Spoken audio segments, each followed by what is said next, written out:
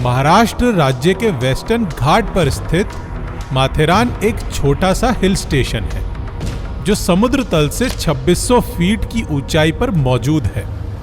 Matheran hill station Mumbai से केवल 100 kilometre की दूरी पर है, जहां कई लोग अपना परफेक्ट वीकेंड एंजॉय करने जाते हैं। आज की कहानी साल 2018 की है और उसी माथेरान हिल स्टेशन की है जो कि माया नगरी मुंबई से केवल 100 किलोमीटर की ही दूरी पर है। उस हिल स्टेशन में एक शाम एक जवान लड़के के सपनों की मौत हो गई थी। 28 अप्रैल 2018 की सुबह पुलिस को इसी माथेरान हिल स्टेशन के पास एक अमीर घर के जवान लड़के की लाश मिली। उस लाश के बगल में 2 नकली गोली के खोखे यानी कवर भी मिले। पुलिस हैरान थी कि आखिर 2 नकली गोली से एक रियल मर्डर को कैसे अंजाम दिया गया। पुलिस के सामने कातिल को ढूंढने के अलावा एक सवाल यह भी था कि उस लाश और नकली गोली के बीच का कनेक्शन क्या था। इस मर्डर मिस्ट्री को सॉल्व पुलिस के साथ साथ एक कोइंसिडेंस ने भी किया था। आखिर क्या था वो कोइंसिडेंस? इन सभी राज से पर्दा उठाने के लिए आज के एपिसोड में हम माथेरान हिल स्टेशन ओमकार कुंदन आरने मर्डर केस की फाइल को रीओपन करेंगे। 28 अप्रैल 2018 की सुबह पनवेल पुलिस स्टेशन के फोन की बेल बजी। उधर से आवाज आई, माथेरान हिल स्टेशन के देहरांग डैम के पास एक जवान लड़की की लाश पड़ी हुई है, आप लोग जल्दी आ जाइए। पुलिस की टीम वहां पहुंची तो उन्हें एक लड़के की लाश मिली। लाश का चेहरा समझ में नहीं आ रहा था, पर कपड़े से पता चल रहा था कि लड़का अमीर घर से है। लड़के की डेड बॉडी देखकर पुलिस को पता चल गया था कि इसकी मौत सर में गोली लगने से हुई है। लाश के ही बगल में पुलिस को 2 नकली गोली के खोखे भी मिले। पुलिस हैरान थी, आखिर 2 नकली गोली के खोखे यहां क्या कर रहे हैं। पुलिस ने तुरंत लड़के की डेड बॉडी को पोस्टमार्टम के लिए भेजा, जिसकी रिपोर्ट आने के बाद पता चल गया कि मौत सर में गोली लगने की वजह से ही हुई है और उस लड़के के सर में कई सारे जख्म के निशान भी थे। डेड बॉडी के बगल में पुलिस को नकली गोली के खोखे के सिवा कुछ भी नहीं मिला था। पुलिस के सामने सबसे बड़ा सवाल यही था कि आखिर ये डेड बॉडी किसकी है।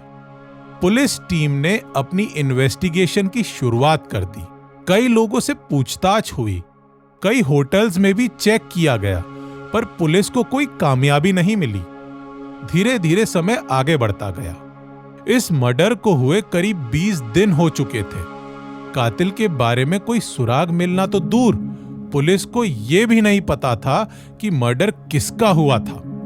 इसी बीच 9 मई 2018 को एक ऐसा कोइंसिडेंस हुआ जिसने पूरे केस की दिशा को ही बदल दिया था। दरअसल नवी मुंबई पुलिस स्टेशन का एक सिपाही किसी काम से पुणे गया हुआ था। पुणे से वापस आते वक्त एक जगह उसे दीवार में एक मिसिंग पोस्टर दिखा। उस पोस्टर में एक लड़के की फोटो थी। उस लड़के के बाल देखते ही उसे 20 दिन पहले देहरांग डैम के पास मिली डेड बॉडी याद आ गई। उस सिपाही ने उस पोस्टर की फोटो क्लिक कर ली। वो वापस नवी मुंबई लौट आया। सिपाही ने पुलिस स्टेशन में अपने सीनियर्स को ये बात बताई। पुलिस की एक टीम मुर्दा घर गई। वहां अभी भी उस लड़के की बॉडी रखी हुई थी। मिसिंग पोस्टर के लड़के की पिक्चर और उस डेड बॉडी में काफी सिमिलैरिटीज थी। मिसिंग पोस्टर पर लिखे नंबर को पुलिस ने कॉल किया। उस कॉल को अनिकेत नाम के लड़के ने उठाया। पुलिस ने कहा, हम पनवेल पुलिस स्टेशन से बोल रहे हैं। आप लोगों ने जो मिसिंग पोस्टर लगवाया है उसमें जो तस्वीर है वो किसकी है? अनिकेत ने जवाब दिया, वो मेरे बड़े भाई की है, वो लापता है। उनका नाम ओमकार कुंदन आरने है। वो 27 अप्रैल से लापता है। पुलिस को ये डेड बॉडी 28 अप्रैल 2018 को मिली थी। पुलिस ने तुरंत सवाल किया, क्या आप लोगों ने कहीं रिपोर्ट दर्ज करवाई थी? अनिकेत ने जवाब दिया, हाँ, मेरी भाभी ओमकार कुंदन आर्ने की पत्नी सुधा ने ये रिपोर्ट दर्ज करवाई थी। पुलिस ने अनिकेत समेत परिवार वालों को पनवेल पुलिस स्टेशन बुला लिया। उन्हें उस लड़के की डेड बॉडी दिखाई गई। डेड बॉडी को देखते ही परिवार वालों ने उसे पहचान लिया और कहा, यही हमारा बेटा ओम है। पूरा परिवार शौक में डूब चुका था। कोई पुलिस के सवालों के जवाब देने के लायक नहीं था। पुलिस टीम को अपनी पहेली का पहला जवाब मिल गया था। उन्हें पता चल गया था कि मौत किसकी हुई है। अब उनके सामने एक बड़ा सवाल था कि मर्डर किसने किया है। पुलिस ने एक बार फिर से इन्वेस्टिगेशन की शुरुआत की। एक एक करके पूरे खानदान से पूछताछ की गई। तब पुलिस को पता चला कि ओम एक अच्छी खासी नौकरी करता था। उसके पास काफी पैसे भी थे। साथ ही साथ वो शौकिया एक्टर भी बनना चाहता था। इसीलिए वो बीच बीच में ऑडिशन भी देता रहता था। पुलिस ने ओम के भाई अनिकेत को पुलिस स्टेशन बुलाया। उससे काफी पूछताछ की। उसने सभी सवालों के सही जवाब दिए। साथ ही साथ एक बात बोल दी, मुझे लगता है भैया और भाभी के बीच सब कुछ ठीक नहीं चल रहा था। मतलब कैसे बोलूं, उन दोनों के बीच पति पत्नी वाला संबंध कुछ ठीक नहीं था, ऐसा मुझे लगता है। महिला पुलिस ने ओमकार कुंदन की बीवी सुधा को पुलिस स्टेशन बुलाया और कहा, हम जानते हैं कि तुम दुखी हो, पर हमको ऐसा लग रहा है कि तुम कुछ ना कुछ जरूर छुपा रही हो। सच सच बता दो, तुम्हारे लिए बेहतर होगा। एक जवाब और देना, अपने पति की गुमशुदगी की रिपोर्ट तुमने लिखवाई थी ना, तो उस रिपोर्ट में फोटो 10 साल पुरानी क्यों दी थी? क्या तुम्हारे पास तुम्हारे पति की कोई नई फोटो नहीं है? मिसिंग पोस्टर में भी तुम लोगों ने बहुत पुरानी फोटो छपवाई है, ऐसा क्यों? इन सवालों को सुनते ही सुधा घबरा गई। उसके माथे से पसीना बहने लगा।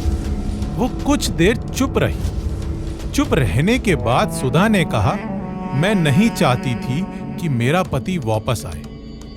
मेरे और उसके बीच में कुछ भी ठीक नहीं था।